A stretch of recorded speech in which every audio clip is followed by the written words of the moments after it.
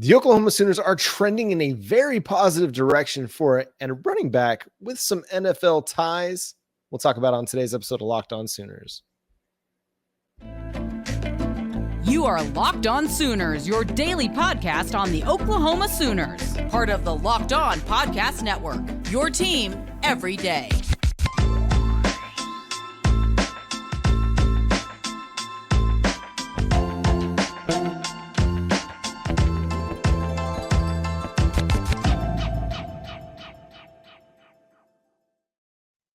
What's up, Sooner Nation? Welcome to Locked On Sooners, and thank you for making Locked On Sooners your first listen every single day. We're free and available on all podcast platforms and on YouTube. Hit that subscribe button and that notification bell to let you know when new episodes drop.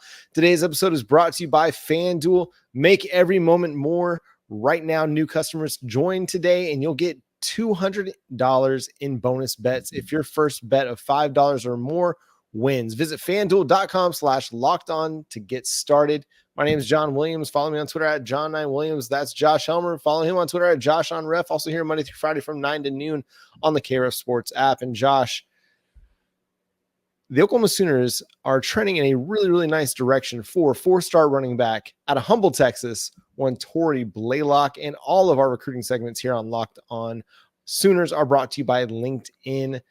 Go to LinkedIn Jobs, LinkedIn.com/LockedOnCollege to post your job for free. He's a running back, we said, with NFL ties. His father, Derek Blaylock, played for the Kansas City Chiefs and New York Jets over 5 seasons back in the early 2000s. But just for Tory, this is a kid that has a lot to like about him when you look at the Huddle highlight tape. You know, maybe a little bit smaller on the size, factor, but he has some pretty impressive tools, Josh. Yeah, he's not a 6'2", 225-pound running back right now. He's 5'11", 185, 190 at the moment. It could add some weight to his frame as the years go along here. So look, if you're looking 6'2", 6'3", then Tory Blaylock's not that. But what he is obviously, as you pointed out, comes from a good family, an NFL family. So that's grabs your attention for one. Both of a couple of his brothers, college players as well.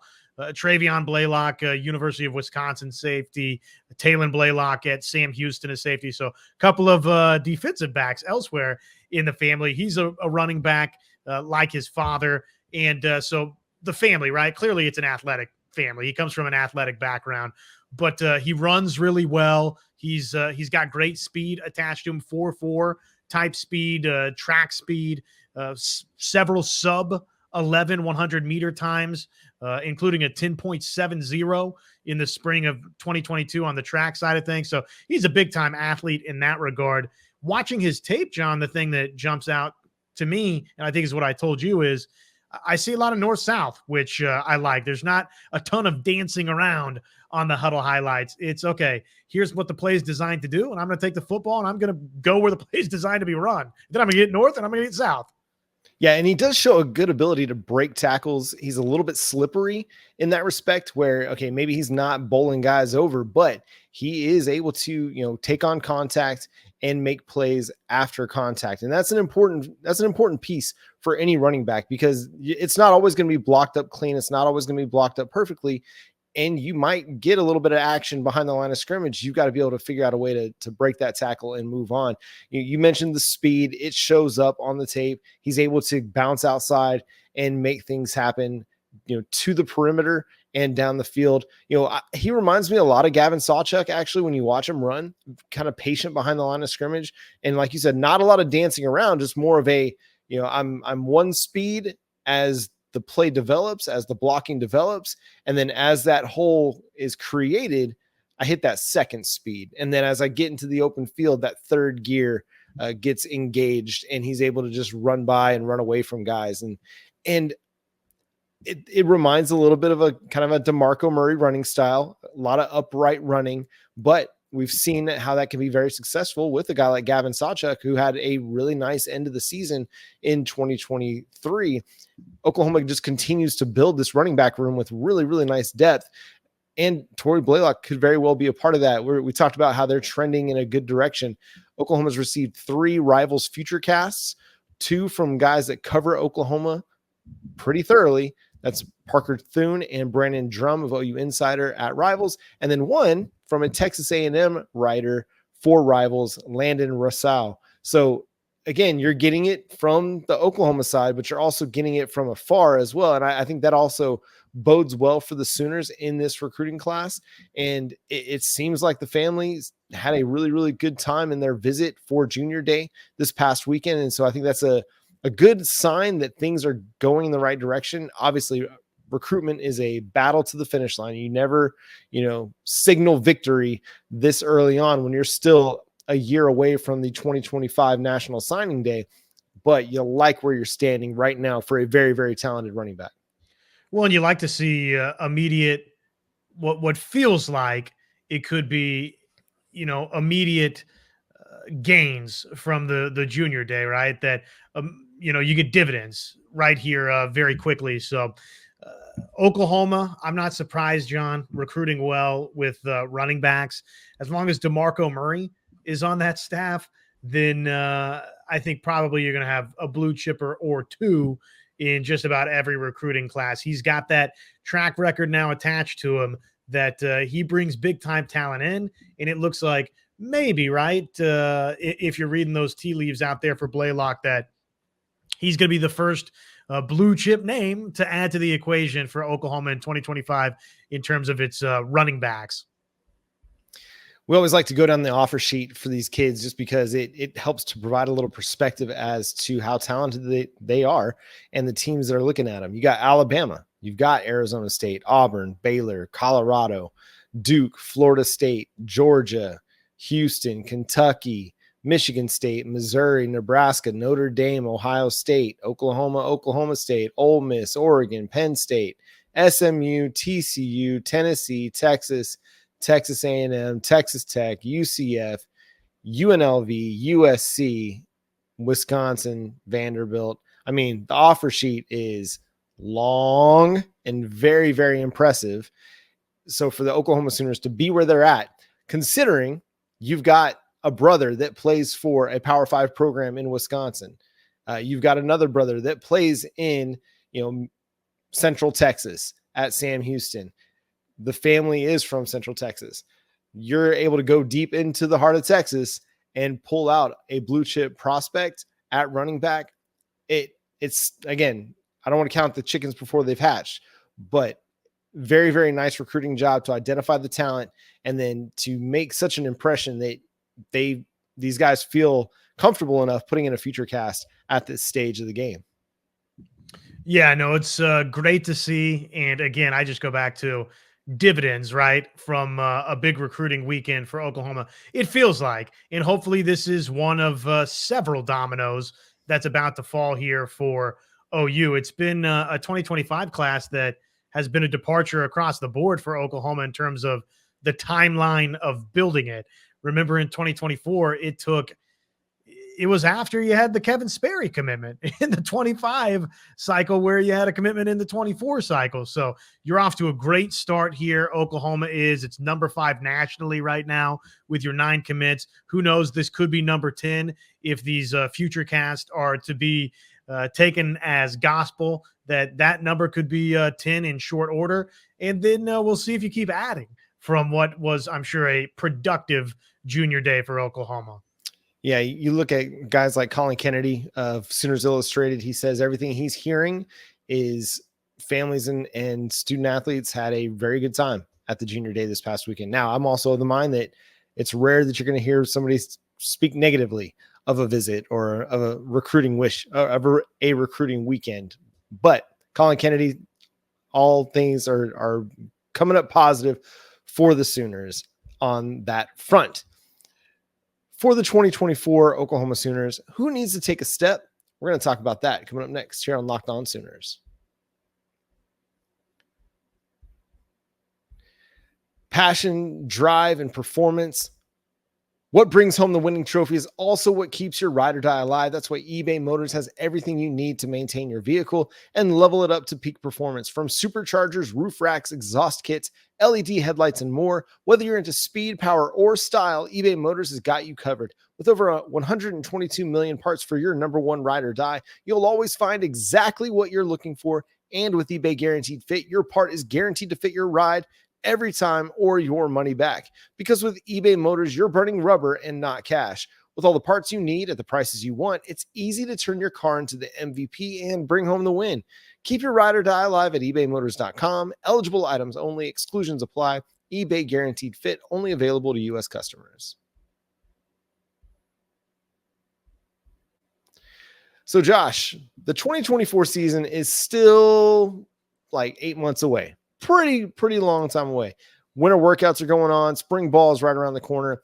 We saw a lot of players step up in the 2023 offseason for that 2023 team. They're going to need more of that going into 2024. So who's a guy either side of the ball that you feel like has to take a step this season for the Oklahoma Sooners to have success?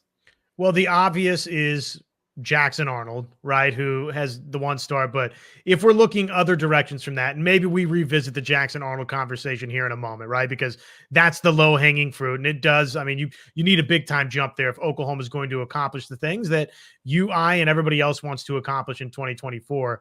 But I'm thinking next to Danny Stutzman in the linebacker room, who is that bona fide Robin to Batman, right? We've seen some good play from a trio of guys there: Kip Lewis, Kobe McKenzie, Jaron Kanik. Which of those three guys is going to emerge as the second star? Does one of those three guys emerge as a second star? So I would start there defensively for me, that Oklahoma, that's one question they need to have answered. Who's the Robin right there to Danny Stutzman's Batman? Well, what's great about linebacker is you've got a lot of possibilities, and there's a lot of potential because of the depth that you have, whether it's Jaron Kanik, whether it's Kobe McKenzie or Kip Lewis. All three guys played a lot in 2023, and we saw a lot of really, really good things out of Kip Lewis. We saw some good things out of Jaron Kanik, and in limited time, Kobe McKenzie flashed as well. But then you've also got that 2023 signing class that looked really good, or looks really good on paper, at least, and Samuel Omasigo and Lewis Carter, Phil Picciotti. Picciotti got injured. He wasn't as available as these other guys were. But again, you didn't need to rely on your true freshman at linebacker last year. But where are they going to be this offseason? How much progression have they made so that you can potentially rely upon them in 2024? Where do they fall in the linebacker hierarchy? It's a good problem to have that you've got some really good options at the position. Now, who steps up? That's a great question, Josh. For me, I'm going to look at Adepoju Adebaware, because you need a legit pass rush. This team has gone too long. Now it's 2 years under Brent Venables where the pass rush has been really inconsistent. Yes, they've got the tackles for loss. And at times, yes, they do get effective pressure, but there are also stretches of games where the pass rush seems non-existent. And I think a lot of it is because you don't have a guy that can win one-on-one, or you haven't had a guy that can win one-on-one with regularity. Well, PJ, he's kind of that guy. I mean, he had the highest pass rush win rate of any edge rusher. He just didn't play a ton, obviously being a true freshman, still getting his weight up, getting the feel for college football, the strength, the physicality of it all. I'm hoping that he takes a step this year. And I think if he's able to, that could really help transform that defensive line, where you're now not having to rely on blitzing Danny Stutzman or Jaron Kanik off the edge or Kendall Dolby off the edge in order to get pressure. You've got a guy that can create pressure, whether he's getting 100 snaps in a season or he's getting 400 snaps in the season. He's able to consistently create pressure that helps take pressure off of your secondary, off of the rest of the guys on the defensive line. He's starting to draw the attention for everybody else. And it's not, where's the pass rush week to week? No, we've got a guy that's a bona fide rusher that can make a game-changing play at any moment. I think that's a great pick, and I think a lot of people would agree with you. PJ Adebaware, is he going to turn into that 5-star star? Is he going to be that guy that's a game wrecker, one full year and change, right? At that point in the system. And, another year, another offseason, weight room. I mean, how does all of it sort of come together and coalesce into, is he a game breaker for Oklahoma defensively? What about R. Mason Thomas there? And maybe this is more of a needs to stay fully healthy for Oklahoma, more so than it is, okay, he's going to take this big step forward. Maybe some of that's already happened and he just hasn't been able to be fully healthy, but kind of those two guys, right? If I call it the rule of halves. We've had this discussion before. One of those two guys, right? If one of those two guys for OU emerges as a star in 2024, then Oklahoma suddenly is going to be in a lot better place. If you get both, okay, now we're talking, baby. And then who knows, right? This freshman class, I know we're talking guys that can step up that have kind of already been here, but you get one more name out of this group of freshman signees, and now you've got something pretty nice to go along with Ethan Downs and company out there on the edge. The guys that made the decision to come back on the interior of Oklahoma's defensive line, can a Lacey, can a Dejon Terry, can they take steps forward? Well, I think they can, being in a second year in Brent Venables' defense, I think that's going to help them. But I think, being the position that Dejon Terry plays, which is nose tackle, one technique, your production is going to be somewhat limited. The impact isn't always going to be noticeable or felt just by the naked eye, because a lot of times it's just doing all the dirty work and cleaning things up or making life a lot easier for Danny Stutzman and your linebacker core or the rest of the defensive line. But I mean, he was a really good player for him last year. Now, if they can get better, I think that bodes well for the Sooners, because at times the run game, again, was inconsistent, but at times it was really, really good. The run defense in particular was really good. And in short yardage situations, I thought they were phenomenal this year. You look back at however many goal line stands and fourth down stops or third and shorts, they were really, really good in those situations. Now, can he become more than just a run stuffer? Can he add a bit of pass rush productivity to the defensive line? I think that would be key. Either him or Jacob Lacey, if they can provide some pass rush from the interior, that really opens things up for Brent Venables and Zach Alley to, again, not have to blitz, every time that they need to get pressure. You'd like to be able to win with 3 or 4. And if you can do that, I mean, we've seen teams win with 3-man fronts against Oklahoma's offensive line. It can be done. You can win with 4-man fronts. You shouldn't have to blitz to get pressure. Now, if they can get a little interior pressure, then I think that would make all the difference in the world. On the offensive side of the football, there's a lot of pressure being put on kind of like a Jacob Sexton, to be the dude. And he played well in the 3-game stretch that he got to start at the end of the season. But he's going to need to take a step. If you're relying on him to be your left tackle to protect Jackson Arnold's blind side, he needs to go from being a good player that's showing promise to, okay, you're a bona fide left tackle starting at the collegiate level with NFL prospects kind of guy. I think he's got to emerge this offseason and silence any doubt that Oklahoma's got an offensive line problem this fall. Couldn't agree more. Jacob Sexton feels like what happens for him could define a lot of what happens for Oklahoma offensively. It feels like there's some eggs tossed into that basket that Jacob Sexton is going to be a good one, potentially a great one for Oklahoma. And he needs to see a serious jump. I look at, if we're talking offensive line, center.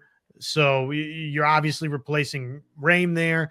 If it's Everett, if it's Josh Bates, if it's somebody else that we don't have in the equation just yet, that group, obviously, one of those two names more than likely, right, Everett or Bates, will have to take a significant leap for Oklahoma for its offense to be what we hope that and want it to be.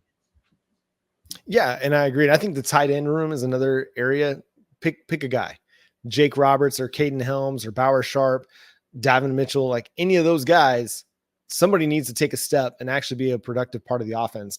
And both as a blocker and as a receiver, you can't have a guy on the field that needs to be a part of the passing game pretty much be non-existent.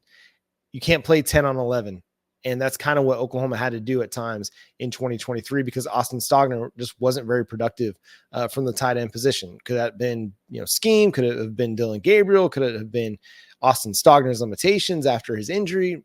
Who knows? There's a number of factors that could have been at play for that. But tight end has to be a focal point. It has to improve. It's got to get better. But which position group has the breakout season, Josh? The wide receivers, I think, had the breakout in 2023 after there were a lot of questions going into the season about who was going to lead the group, what would they look like, who would take the step. Well, what's the position group that takes that leap in 2024? We'll talk about it next on Locked On Sooners, your team every day. Happy Super Bowl to all who celebrate. It's set. The Super Bowl is set. Happy Super Bowl again to those who celebrate from FanDuel, America's #1 sports book. If you're like us, Super Bowl Sunday, it's about scoring that best spot on the couch and lots of grub, right? But maybe the right play or two as well. And we've got early numbers for you. San Francisco, the 49ers versus the Kansas City Chiefs. It's a rematch of a Super Bowl a couple of years ago, but it is set. And San Francisco, 1.5 favorite here early in this one, courtesy of FanDuel Sportsbook. Over under, I kind of like this game staying under that total of 47.5, especially after what Kansas City did defensively today and after what Kansas City did offensively in the second half today. But hey, maybe you have a different feeling about that number. FanDuel, they've got so many ways, though, for you to end this season with a W or 2 or 3 Ws. New customers join today. You'll get $200 in bonus bets if your first bet of $5 or more wins. That's $200 in bonus bets if that first bet of $5 or more wins. Just visit FanDuel.com/lockedon to sign up.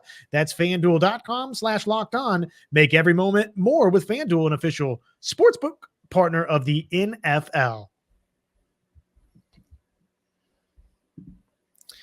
Locked On has launched the first ever national sports 24/7 streaming channel on YouTube. Locked On Sports Today is here for you 24/7, covering the top sports stories of the day with local experts of Locked On, plus our national hosts covering every league. Go to Locked On Sports Today on YouTube and subscribe to the first ever national sports 24/7 streaming channel. So again, we talked about the wide receiver group that, really broke out in 2023 after there were a lot of question marks about that position going into last season. So Josh, which is the position group that has a similar breakout in 2024? Well, I don't know if it will be quite as pronounced. The wide receivers, you come away from it and you say, okay, Nick Anderson is an NFL talent by season's end, right? And there's a big jump from Jaden Gibson. Jalil Farouk, okay. The fumbles maybe didn't leave us feeling great by year's end, but you have to be excited that he's coming back. Andrell Anthony, the addition that he was for Oklahoma out of the transfer portal. So it was a big-time response collectively from Oklahoma with its wide receivers relative to, who's going to catch the football for OU going into last season. I think the tight end group is going to leave us feeling much better about what they've done versus what they did this past season. It was a disappointing group for Oklahoma in 2023, whether it's Jake Roberts as sort of the bell cow tight end, if you will, if it's Roberts with some Devon Mitchell as a true freshman, with some Helms and McIntyre taking big steps forward.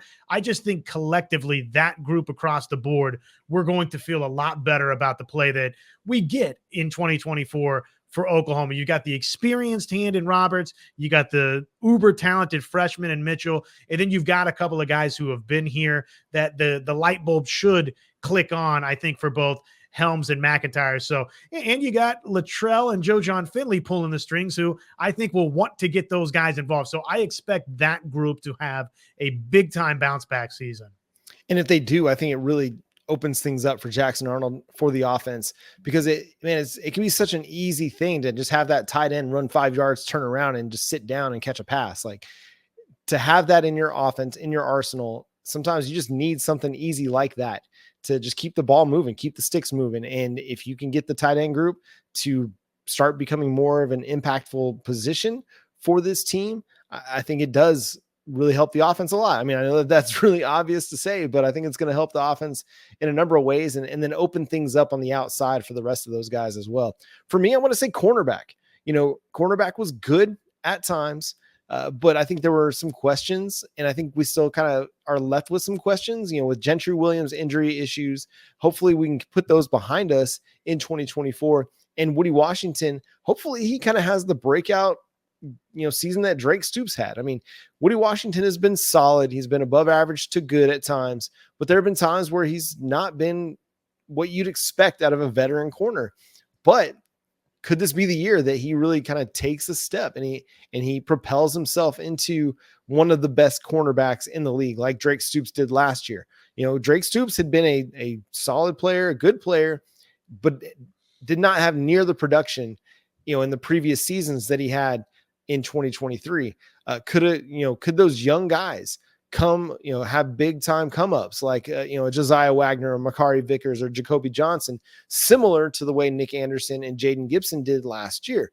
Could a Des Malone have a similar impact that Andrell Anthony had? The transfer. Now you're not going to play all these guys near as much as maybe you played your wide receiver rotation, but I think cornerback could do that. I think they could have that big of an impact. And if the pass rush comes together, like I hope it will, with a guy like, Adepoju Adebaware and R. Mason Thomas taking big steps this offseason, staying healthy and being productive members of the defensive end rotation, then it's going to help your cornerback group quite a bit as well. So I do think the cornerback group can take that step. A lot of it's going to rely upon Gentry Williams staying healthy, Woody Washington improving upon what we've seen out of him, and then those young guys progressing in their second offseason with the Sooners. I think defensive tackle is another easy choice here. Again, true freshman. I hear the responses out there. Slow the roll on David Stone and Jaden Jackson. I'm not saying these guys are getting 50 snaps a game, but I do think blending those two in, who to me are going to have natural star power, David Stone in particular, but I think that group, those two guys as a tandem, have natural star power together. So those two blending with the Lacey's and Terry's and Sanders and others of the world, I think that we're going to be talking about Oklahoma up front in the interior of its defensive line, doing some things that maybe we haven't seen Oklahoma do enough of over the last however many years you want to throw my direction. I would say maybe as long as a decade or more for Oklahoma at the interior defensive line. We've seen some great play from Perion Winfrey, right, at times, but by and large, the names that we've talked about for Oklahoma that have been the difference makers have been edge guys, defensive ends, right? The Ronnie Perkins of the world, the others before him. I'm blanking now, but Bonito strikers, the name I was trying to think of. So I think that Oklahoma has hopefully found a couple of young guys that are going to turn into those next stars of the future, and blending that with what they already have in house. I do think it has a chance, John, to be trending in the direction of, okay, wow, this is a defensive tackle group unlike we've seen over, again, a long period of time. You look at a guy like Grayson Halton, it's his third offseason with the Sooners now. You saw him flash in a big way in the spring game last year. And the talk about Halton coming out of that was he just needed to continue to be more consistent. Well, now in his third offseason, third season with Brent Venables and Todd Bates, this is kind of the time. This is the opportunity for him to really make that big push and become a significant part of that defensive tackle rotation. The quickness is there. The agility is there.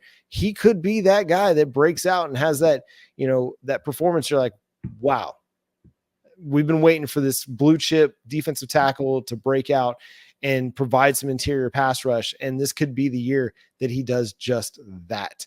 Tell us, who do you think is going to be the player that needs to take a step or takes that step this offseason? Which position group do you think has a breakout year in 2024? Would love to hear your comments in the YouTube section. So go hit that subscribe button, hit the notification bell to let you know when new episodes drop. Subscribe to Locked On Sooners wherever you get your podcasts. We're free and available on all platforms. Follow Josh on Twitter at JoshOnRef, myself at John9Williams. The show is at Locked On Sooners. But until next time, he's Josh. I'm John. Boomer Sooner.